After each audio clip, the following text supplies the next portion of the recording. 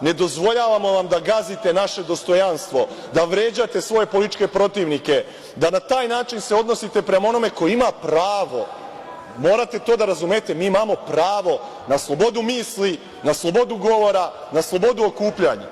I ne možete na taj način da nas vređate. Ovo je skandal nad skandalima, ovo je ne za opomenu, ovo je za isključenje sa sednice, ovo je nedostojno ovoga parlamenta, ovo je nedostojno poslaničke funkcije. Ko može iz vlasti sebi da dozvoli da opoziciju nazove mentalno retardiranom? I kuda to vodi? I šta očekujete sa druge strane? Da trpimo takvo ponižavanje, da trpimo da gazite naše dostojanstvo, da nam ne dozvoljavate da možemo da uopšte govorimo i da se čuje drugačije mišljenje, da više od pola godine nijedan lider opozicije ne može da gostuje ni jednoj političkoj emisiji u ovoj državi. Kako se zove taj sistem?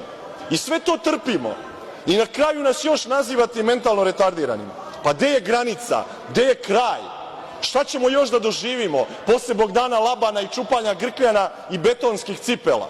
I to da smo mentalno retardirani i da smo svi ološi, kreteni, lopovi, tajkuni, izdajnici, kao što nas svaki dan zove Aleksandar Vučić. Je li on predsednik svih građana? Je li on i naš predsednik? Ili je on samo predsednik Srpske napredne stranke?